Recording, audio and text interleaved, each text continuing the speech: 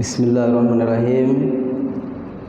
Assalamualaikum warahmatullahi wabarakatuh.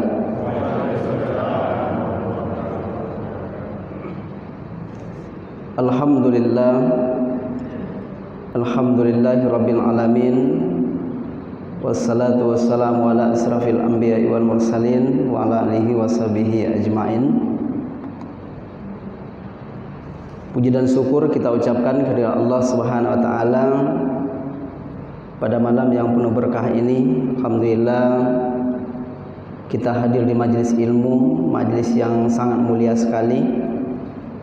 Mudah-mudahan malam ini adalah malam yang sangat berkualitas ibadah kita di hadapan Allah Azza wa Jalla. Amin ya rabbal alamin.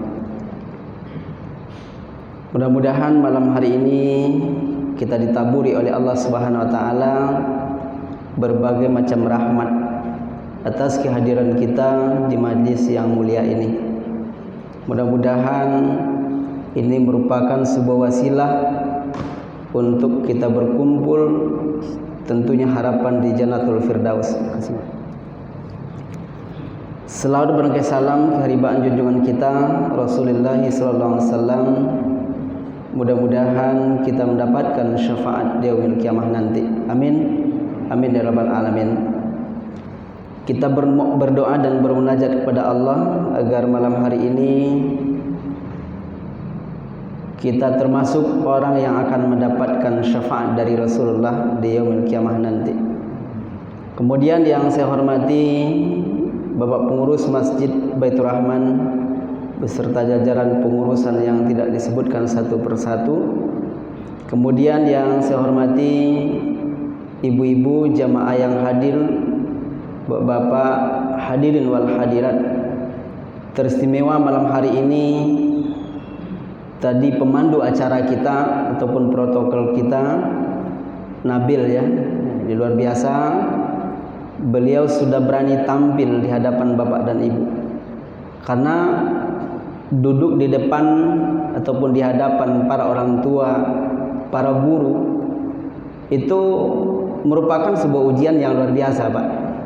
Jadi mudah-mudahan beliau, siapa namanya satu lagi? Temannya? Siapa? Dafa. Oke, mudah-mudahan mereka berdua ya, termasuk mungkin teman-temannya yang lain, kita doakan pada Allah agar mereka ini menjadi alim ulama insyaallah. Amin. Amin ya rabbal alamin. Jadi profesi apapun kita bermohon bermunajat agar ketaatan, keistiqomahan iman itu tetap selalu hadir di dalam kalbu kita. Baik Bapak Ibu jamaah yang mulia, pada malam hari ini tentu kita melanjutkan kajian akidah yang sudah kita lakukan semenjak beberapa waktu yang lalu. Dan malam hari ini kita sampai ke pengertian dan makna syahadat. Syahadatain, dua kalimat syahadat. Nah, kalau kemarin materi kita adalah pembagian tauhid. Ada rububiyah, ada uluhiyah, ada asma'iyah. Jadi malam hari ini kita sampai kepada pondasi Islam itu sendiri diucapkan dengan dua kalimat saja. Asyhadu an la ilaha illallah wa asyhadu anna Muhammadar Rasulullah. Nah, Bapak Ibu jamaah mulia, syahadat menurut bahasa ya berasal dari bahasa Arab yaitu syahida, yang artinya telah bersaksi. Arti secara harfiah syahadat adalah memberikan persaksian. Ya, memberikan persaksian, memberikan ikrar setia, dan memberikan pengakuan. Jadi kalimat syahadat itu terdiri dari dua kalimat. Asyhadu an la ilaha illallah wa asyhadu anna Muhammadar Rasulullah. Jadi kalau kita lihat asal katanya syahidah Bapak dan Ibu, kita teringat orang yang mati syahid. Nah, jadi ada syahid dan syahidah. Apa sih makna syahid itu? Orang menjadikan dirinya sebagai saksi bahwa dia meninggal dalam keadaan husnul khotimah untuk memperjuangkan agama Allah. Ini luar biasa. Jadi orang yang syahid berarti mereka sudah disaksikan dan menyaksikan dirinya bahwa dia adalah orang-orang yang mati di dalam keadaan husnul khotimah, mati yang sangat dirindukan oleh semua orang. Nah, ini hanya dimiliki oleh orang Islam dan orang yang beriman. Ya, orang yang Islam memiliki iman yang kokoh, merupakan sebuah keinginan ataupun harapan semua orang bagaimana bisa syahid di hadapan Allah Azza wa Jalla. Ini luar biasa. Makanya Bapak Ibu, kalau berperang, ya, orang sebenarnya sangat menakuti Islam itu. Kenapa mereka takut? Karena umat Islam dia berangkat ke medan tempur itu, di samping mencari menang, dia juga mencari mati syahid, menang dalam keadaan dibuktikan di hadapan Allah berlumuran darah. Tetapi kuncinya adalah tauhidnya harus kokoh. Apa yang dimaksud kokoh itu? Niatkan betul-betul berangkat, ya, perang fisabilillah. Untuk mengejar syahid itu benar-benar karena Allah. Jangan hanya sekedar ingin diketahui oleh orang lain kepahlawanannya bahwa dia syahid, padahal sebenarnya dia tidak syahid. Kenapa? Karena dia berangkat ingin dipuji oleh manusia. Ini bermasalah. Jadi artinya syahidah, syahidah, jadi perempuan yang syahid di masa Rasulullah SAW. Jadi artinya kita kembali kepada makna, ya, dan pengertian syahadat itu memberikan persaksian, memberikan ikrar setia, dan memberikan pengakuan syahadat. Asyhadu an la ilaha illallah wa asyhadu anna Muhammadar Rasulullah. Nah, Bapak Ibu jamaah yang dimuliakan Allah Subhanahu wa taala, kita lihat dulu. Asyhadu an la ilaha illallah. Aku bersaksi bahwa tiada Tuhan yang berhak disembah kecuali Allah Subhanahu wa taala. Jadi timbul pertanyaan, memang ada orang menyembah selain Allah? Kalau kita lihat di masa silam, seperti di masa Ibrahim alaihissalam misalnya, Nabi Ibrahim, Azar bapak Ibrahim itu, bapak dan ibu, dia berprofesi sebagai pedagang. Tetapi apa dagangannya? Apa jualan Azar bapaknya Nabi Ibrahim alaihissalam? Dagangannya adalah berhala. Ini anaknya seorang taat, anaknya Nabi, tetapi ayahnya ternyata orang yang musyrik luar biasa. Bahkan beliau itu pedagang-pedagang berhala untuk disembah oleh orang-orang di masa itu. Itulah Azar.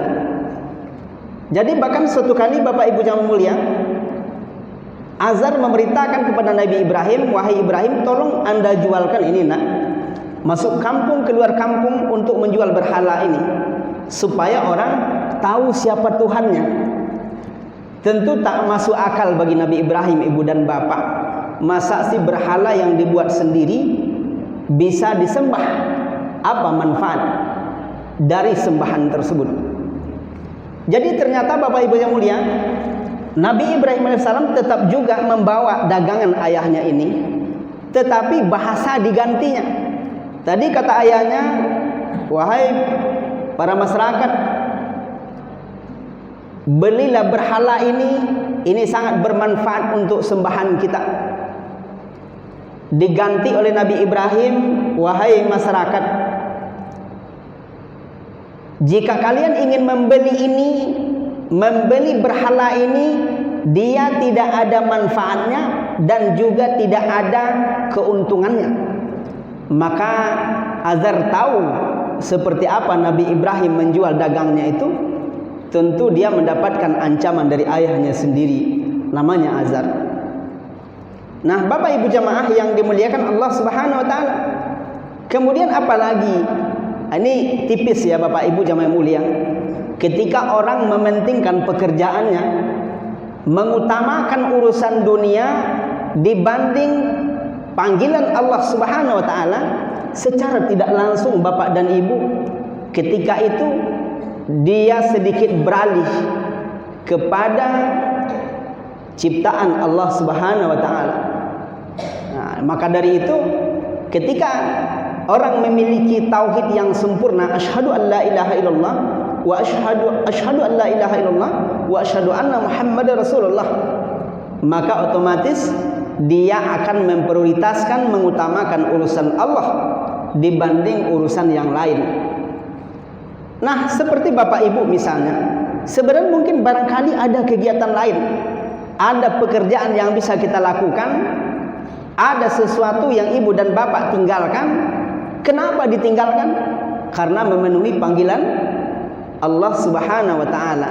Nah, itulah makna syahadat yang pertama. Kemudian yang kedua, asyhadu anna Muhammadar Rasulullah. Aku bersaksi bahwa Muhammad itu adalah Rasul Allah, khataman nabiyyin, penutup para nabi, la nabiyya ba'dah. Jadi adanya Nabi Muhammad SAW adalah penutup para nabi, tidak ada lagi nabi setelah beliau.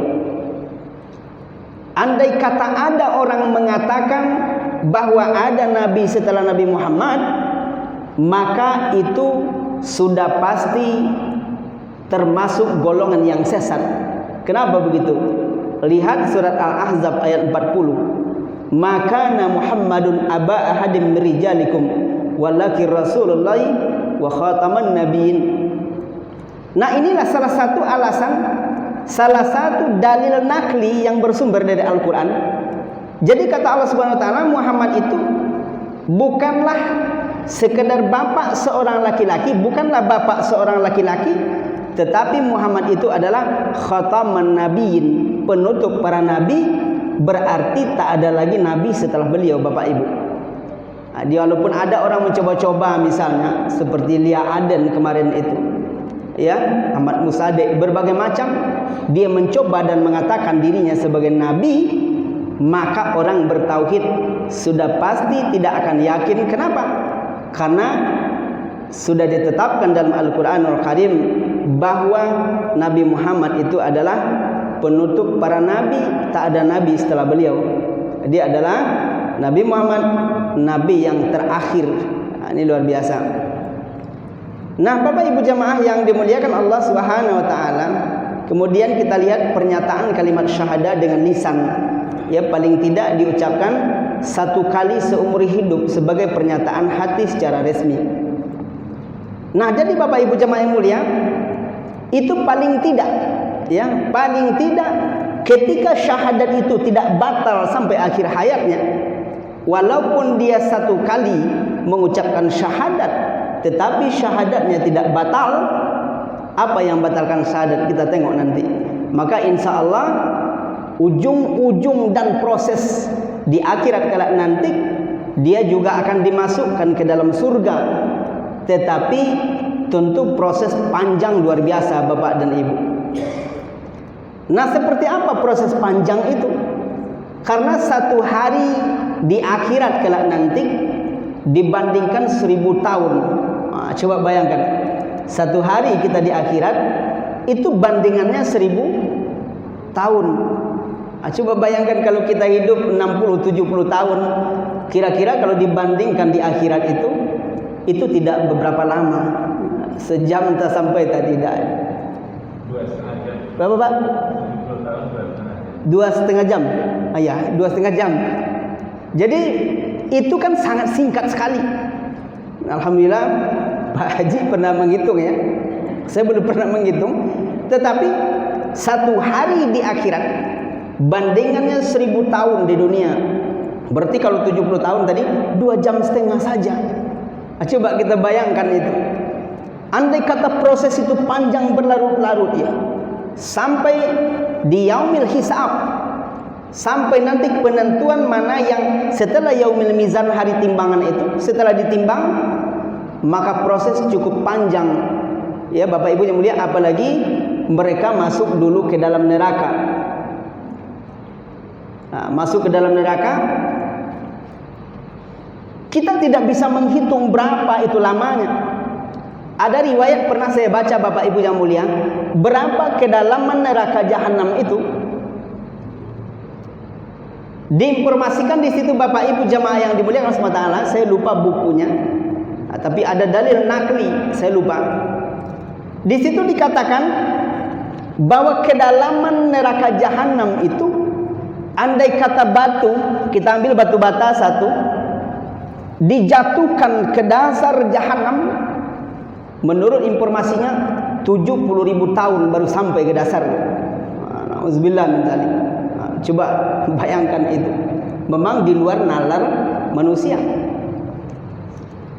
Nah, Bapak Ibu jamaah yang dimuliakan Allah Subhanahu wa taala, tentunya ketika kita dihadirkan oleh Allah Subhanahu wa taala pada hari ini, kita dihidupkan oleh Allah Subhanahu wa taala, dihadirkan dalam sebuah majelis ilmu, tentu kita tidak ingin hanya bermodalkan syahadat saja satu kali. Tentu Bapak Ibu yang mulia, kita saja berapa rakaat kita sholat dalam satu hari, satu malam? 2 rakaat kita mengucapkan tasyahud awal, tasyahud akhir. Asyhadu an la ilaha illallah wa asyhadu anna Muhammadar Rasulullah. Makanya di dalam ilmu fikih, itu telunjuknya digerakkan asyhadu an la ilaha illallah, asyhadu anna Muhammadar Rasulullah. Menurut Imam Syafi'i, ketika telunjuk ini sudah naik, itu tak perlu diturunkan lagi. Kapan turunnya? Nanti terakhir. Artinya setelah sampai kita fil alamina innaka hamidum majid, ataupun mungkin barangkali di tasyahud awal itu setelah naik ke atas dia tidak turun. Ini menurut ulama Imam Mazhab Syafi'i.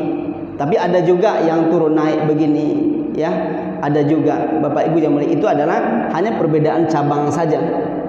Ya, karena semuanya punya dan ada dasarnya. Jadi ketika kita sholat wajib 5 kali sehari semalam, berarti 10 kali kita bersyahadat. Dan termasuk muazin. Muazin paling banyak syahadatnya. Makanya di hari kiamat kelak nanti, Bapak dan Ibu, muazin itu orang tukang azan adalah orang yang termasuk orang yang sangat terkenal di hari kiamat kelak nanti. Kenapa? Karena dia memanggil dan mengumpulkan orang di sebuah tempat. Dipanggil hayya 'alas shalah sampai selanjutnya. Ini luar biasa. Nah, jadi Bapak Ibu yang mulia, jadi kadangkala ada juga sebagian orang, mereka bukannya malahan berebut azan, tetapi kalau bahasa hawanya basila-silaan. Disuruh azan, tak usahlah, lanjut aja lah. Padahal andai kata tahu kita fadilah azan itu, bisa jadi orang akan rebutan untuk azan itu. Ini luar biasa itu. Makanya coba bayangkan asyhadu an la ilaha sampai berikutnya, ketika kalimat azan sampai yang terakhir, Masya Allah. Jadi kata Rasulullah, orang yang panjang lehernya di hari kiamat nanti dan sangat terkenal itu adalah muazin yang mengumandangkan azan. Tapi jangan kita bayangkan pula lehernya begitu panjang seperti jerapah, tidak begitu maksudnya. Tetapi panjang, dia akan menjadi orang yang sangat terkenal di hari kiamat kelak nanti. Di Bapak Ibu jamaah yang dimuliakan Allah Subhanahu wa taala, andai kata orang tahu fadilah itu, orang pasti berebut untuk azan. Nanti saya maghrib azan ya, nanti saya isya ya. Di Bapak Ibu jamaah yang dimuliakan Allah Subhanahu wa taala, jadi muazin dia mengumandangkan azan. Nah, ada orang mengatakan muazin itu adalah garim. Kira-kira pas enggak, Bu Pak? Siapa garim di masjid itu? Kira-kira pas enggak? Izin minum ya, Pak.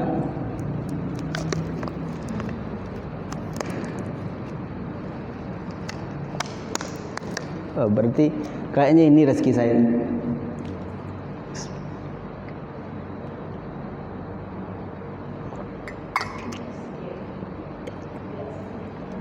Jadi Bapak Ibu jamaah mulia, ada orang mengatakan siapa garim di masjid itu? Itu bahasa yang tidak tepat. Yang tepat itu muazin. Siapa muazinnya? Kalau bahasa Jawa marbot, Pak, muazin.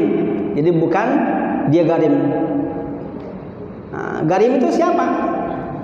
Garim itu berasal dari gorimin. Siapa gorimin? Salah satu orang yang berhak menerima zakat Gorimin itu siapa? Orang yang sedang dalam keadaan berhutang. Itu gorimin. Jadi siapa muazin di masjid kita? Itu yang pas. Kenapa? Karena muazin posisinya sangat mulia di hadapan Allah Subhanahu wa taala karena mengumandangkan azan setiap waktu. Ini luar biasa.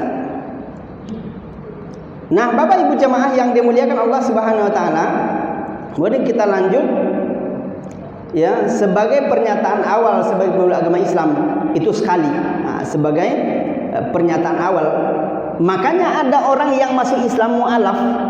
Salah satu kunci untuk masuk Islam itu kan cuma syahadat. Itu kunci utama Bapak Ibu yang mulia. Setelah itu baru dia sholat. Nah, baru dia diajarkan ilmu-ilmu yang lain sehingga dia benar-benar mengamalkan ajaran Islam. Nah, maka dari itu Bapak Ibu jamaah yang mulia, ketika ada orang yang mualaf itu mesti dibina. Makanya kalau bisa ada namanya mualaf center. Jika ada orang yang masuk Islam, ada orang yang membina. Tetapi kalau tak terbina, permasalahannya adalah dia hanya cuman syahadat saja, tetapi dia tidak bisa sholat. Ini bermasalah juga. Dia hanya bisa syahadat. Setelah dimualafkan, disyahadatkan, ataupun dikitankan dulu, ataupun kitannya di belakangan. Jadi diucapkan kalimat syahadat, dia sudah masuk Islam. Tetapi andai kata mereka itu setelah dia syahadat, kemudian dia benar-benar mengamalkan ajaran Islam, berarti mereka bagaikan bayi yang baru lahir. Berarti dosanya terhitung dari situ.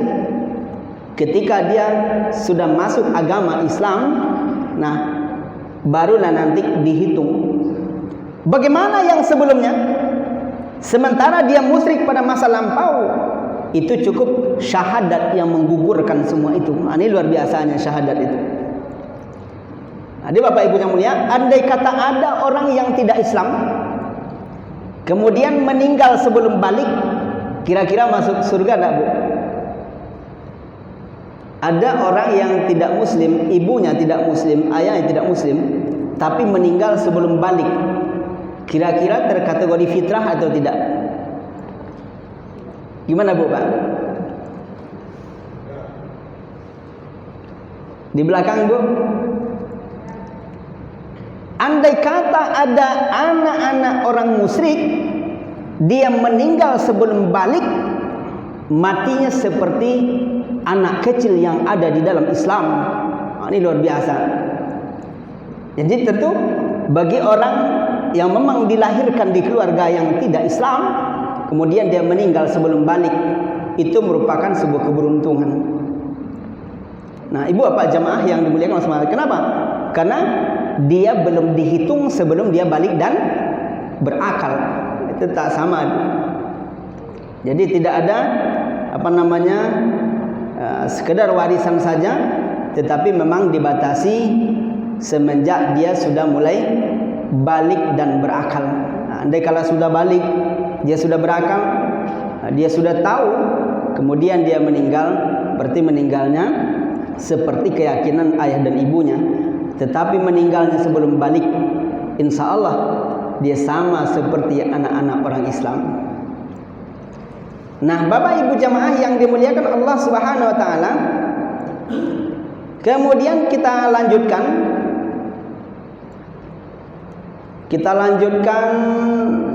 tentang syarat syahadat. Nah, jadi tentu juga ada syaratnya. Menurut para ulama, ibu dan bapak jamaah mulia, agar menjadi seorang yang bertauhid, jadi muwahhid itu orang yang bertauhid, harus memenuhi 7 syarat. Apa syaratnya? Yang pertama adalah ilmu. Jadi syarat syahadat yang pertama adalah harus ada ilmu, yaitu mengetahui makna, maksud dari kalimat syahadat itu, ya, baik dalam hal isbat, menetapkan maupun menafikan. Maka tiada yang berhak disembah kecuali Allah Subhanahu wa taala. Jadi mesti kita harus tahu ilmunya. Jadi malam hari ini Ibu Bapak yang mulia, kita mempelajari itu.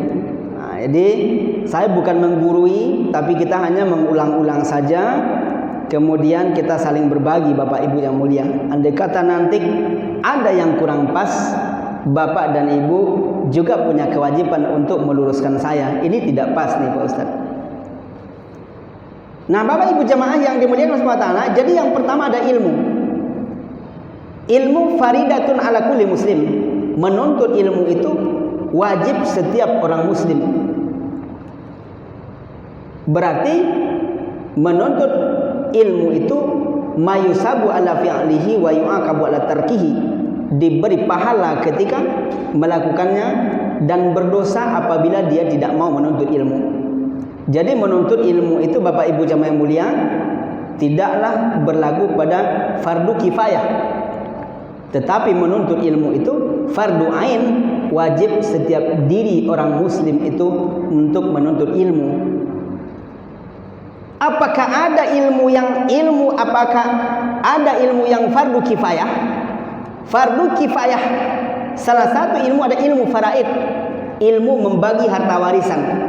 Jadi guru kita mungkin jauh lebih tahu. Kalau ilmu faraid itu fardu kifayah. Tetapi memang dianjurkan setiap diri untuk mempelajari faraid ilmu warisan itu. Nah, kenapa begitu? Karena apabila ada harta warisan peninggalan dari orang tua, ayah, ibu, tentu kita punya ilmu untuk membagi tersebut, membagi harta tersebut. Tapi andai kata ada anak-anak yang tidak ditinggalkan ilmu, itu bisa jadi mereka hanya membuat sebuah kesepakatan. Ada harta yang ditinggalkan oleh ayah ibunya, kemudian ibu ayahnya sudah meninggal, dia sepakat kita bagi rata aja. Padahal ini harta warisan. Tidak begitu secara Islam. Salah satu contoh adalah anak laki-laki mendapatkan 2 kali lipat dibandingkan anak perempuan. Tetapi nanti setelah dibagi secara faraid, terserah saudara-saudara yang lain itu, ini bagian saya kasihkan ke si A, bagian saya ke si A, bagian saya ke si B, itu boleh. Tapi memang dibagi dulu. Makanya ilmu faraid juga penting ya, wajib kifayah. Nah, jadi yang pertama ilmu tentang syahadat itu. Apa makna syahadat? Nah, Bapak Ibu jamaah yang dimuliakan Allah SWT, kemudian yang berikutnya adalah yakin, yaitu meyakini dengan seyakin-yakinnya akan komitmen dari kalimat syahadat itu. Kita bersaksi bahwa tiada Tuhan yang berhak disembah kecuali Allah.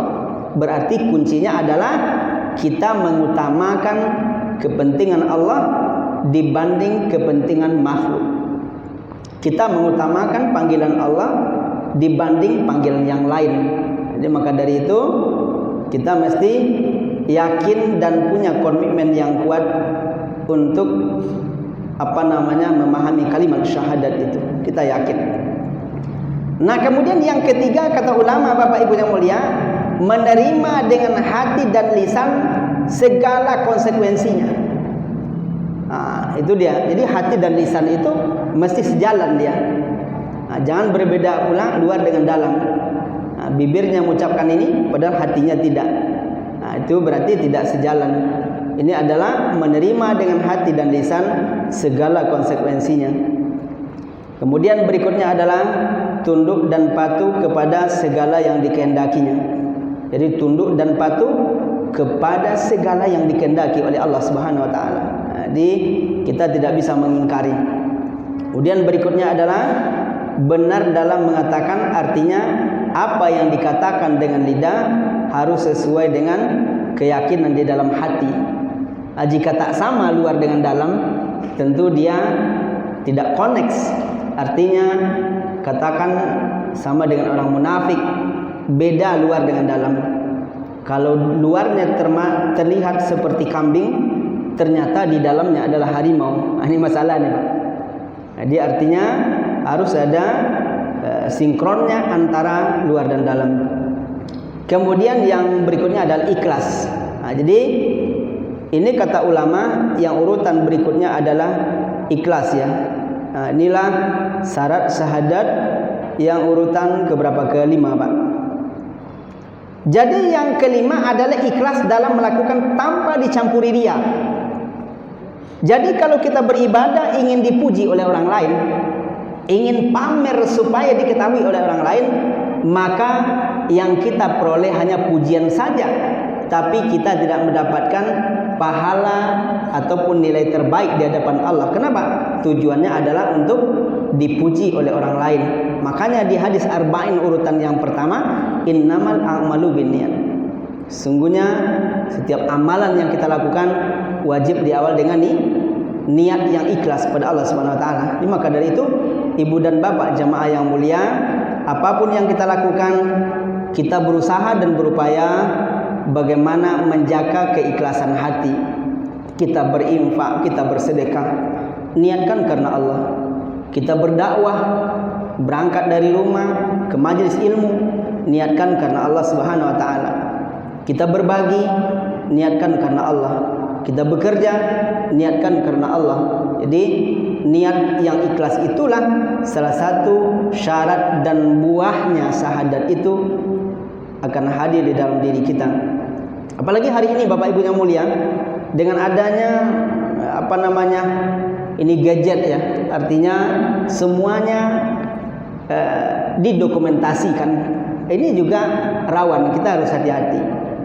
Yang paling bermasalah adalah kadang-kala menunaikan ibadah yang baik ya, ibadah yang mulia di tanah suci, tapi yang kita khawatirkan setiap dimanapun posisi di-upload, di-foto, dikirim, saya sedang di sini. Ini kita khawatir ini. Ataupun mungkin barangkali intinya adalah jangan sampai apa yang kita lakukan itu membuat hati ini ria, ingin dipuji oleh orang lain. Ini luar biasa. Ketika anak ibu misalnya belajar tahfiz Quran, niatkan mereka itu wakafkan untuk agama. Jangan sampai terlintas di hati kita supaya masyarakat memuji anak kita, dia sudah menjadi orang yang hafiz Quran, dikenal oleh orang banyak. Bukan sekedar itu, bukan itu tujuannya, tetapi adalah kita ikhlaskan niat kepada Allah SWT, kemudian mencintai kalimat syahadat ataupun tauhid dengan segala konsekuensinya. Jadi Bapak Ibu yang mulia, mungkin barangkali kita tambah sedikit aja, 2 menit aja. Kemudian keutamaan syahadat atau kalimat tauhid. Nah, yang pertama adalah Allah akan menghapuskan dosa-dosa kita. Nah, ketika sering kita syahadat, tasahud awal, tasahud akhir di dalam salat, insya Allah mudah-mudahan dosa-dosa kita diampunkan oleh Allah Subhanahu wa taala. Nah, kemudian Allah Subhanahu wa taala menghilangkan kesulitan dan kesedihan di dunia dan akhirat. Makanya di dalam surah At-Talaq itu, wa may yattaqillaha yaj'al lahu makhraja. Siapa yang bertakwa kepada Allah, Allah pasti carikan jalan keluar dari masalah yang dihadapinya. Wa yarzuqhu min haitsu la tasib. Allah akan datangkan rezeki dari arah yang tidak disangka-sangka. Siapa mereka? Orang yang menyerahkan diri kepada Allah Subhanahu wa taala. Nah, inilah bagian orang-orang yang bersyahadat.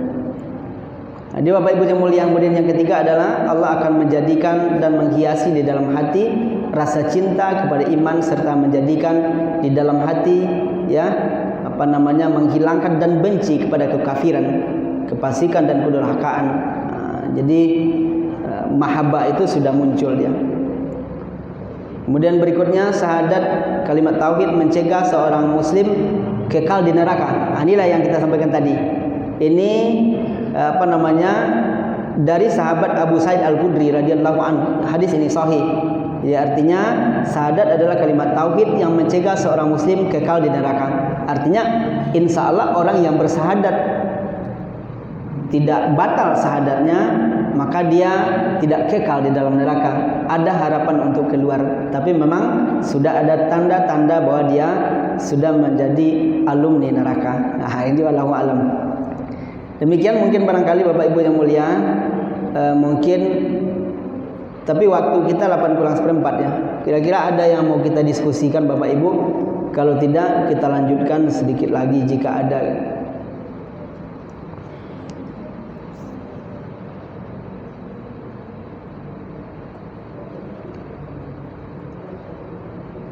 Kalau tidak ada, kita lanjutkan sedikit lagi, Pak Ibu jamaah mulia. Ini memang agak panjang, tapi kita coba meringkaskannya. Nah, kemudian berikutnya, tauhid itu merupakan satu-satunya sebab untuk mendapatkan ridha Allah. Nah, itulah kuncinya syahadat tadi. Berikutnya adalah Allah Ta'ala menjamin akan masuknya ke dalam surga. Jadi orang yang bersyahadat, ya Bapak Ibu yang mulia, walaupun dia satu kali bersyahadat tapi tidak batal, insya Allah mudah-mudahan maka dia punya peluang kembali untuk memasuki surga Allah Subhanahu wa Ta'ala. Berikutnya Allah akan memberikan kemenangan, pertolongan, kejayaan dan kemuliaan. Nah, kita lihat apa saja sih yang membatalkan syahadat itu. Nah, jadi emangnya syahadat itu ada yang membatalkan? Ada. Kita lihat. Nah, terkadang kita sebagai orang Islam tidak menyadari tingkah laku atau perbuatan yang dapat mengeluarkan kita dari agama Islam, atau dengan kata yang merusak syahadat. Nah, walaupun mungkin tidak keluar secara utuh, paling tidak dia adalah merusak syahadat yang diucapkan dengan lisan, diyakini di dalam hati. Yang pertama adalah berbuat syirik kepada Allah, menyekutukan Allah. Nah, misalnya menyembelih sesuatu untuk selain Allah, seperti masa-masa yang lalu ya, di zaman-zaman jahiliyah dulu. Nah, kemudian ada yang menyembah anak sapi, ada yang percaya dengan dukun. Dia masuk ke situ dulu, Pak. Jadi kalau ada orang yang percaya dengan dukun, ya, bahkan kata dukun itu dibenarkan dalam hatinya, berarti itu adalah bagian dari kemusyrikan. Kemudian adalah orang yang membuat perantara antara dirinya dengan Allah, kemudian dia meminta kepada perantara-perantara itu dan menjadikan mereka sebagai wasilah. Kata Allah, mereka itu adalah pemberi syafaat kepada kami di sisi Allah. Jadi mereka mengatakan begitu, padahal tidak. Jadi Bapak Ibu jamaah yang mulia, itulah yang ketiga, orang yang membuat perantara antara dirinya dengan Allah, kemudian dia meminta kepada perantara-perantara itu. Ada orang misalnya dia bersimedi, tetapi dia meminta selain dari Allah. Ada sebagian malahan Bapak Ibu yang mulia di tempat saya itu. Jadi sekali sebulan itu diganti air kuburan itu, dibawa air dalam teko, Pak, ditaruh di kubur itu. Dia meyakini bahwa ruh itu bisa minum. Seandainya dia kehausan nanti, inilah air tersedia. Itu kan bagian dari kemusyrikan. Kemudian bentuk musyrik yang lain adalah ada orang yang percaya dengan manusia jadi-jadian, Pak. Katanya dia orang ini dosanya banyak, tidak terampuni oleh Allah Subhanahu wa taala, sehingga dia minta keluar, katanya. Minta keluar untuk jadi apa? Jadi kuntilanak. Itu kan tidak ada dasarnya. Ketika itu kita yakini bahwa itu adalah bagian dari kemusyrikan. Kemudian yang berikutnya, orang yang tidak mengkafirkan orang musyrik atau meragukan kekafiran mereka, atau membenarkan mazhab mereka, maka dia telah kafir menurut ijma dan kesepakatan. Jadi kalau ada orang yang tidak mengkafirkan orang kafir, maka dia termasuk bagian itu. Kemudian berikutnya, orang yang meyakini bahwa selain petunjuk Nabi SAW lebih utama dari petunjuk Nabi SAW, seperti hukum yang mengutamakan togut, hukum selain Allah. Mungkin barangkali itu Bapak Ibu yang mulia.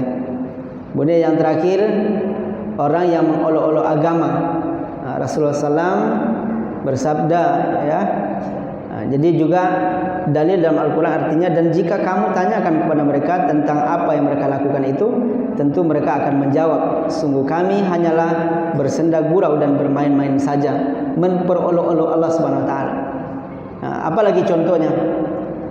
Ada Pak, hujan turun. Ketika hujan turun, dia mengatakan artinya dia membaca nama, ya, bahkan dia mengolok-olok Allah Subhanahu wa taala. Kenapa turun ini hujan dan ini segala macam, itu kita khawatir, ya. Jadi demikian Bapak Ibu yang mulia, yang bisa kita sampaikan. Ini tadi sudah melakukan sihir itu dia bekerja sama dengan jin. Demikian, mudah-mudahan bermanfaat apa yang kita kaji malam hari ini. Bapak Ibu jamaah yang mulia, semoga Allah memberkahi kita mengokohkan tauhid kita, mengistiqamahkan syahadat kita, menjadikan anak-anak keturunan kita tetap dalam keadaan baik insyaallah. Amin. Min rabbal alamin. Kita tutup dengan lafaz hamdalah. Alhamdulillahirabbil alamin. Assalamualaikum warahmatullahi wabarakatuh.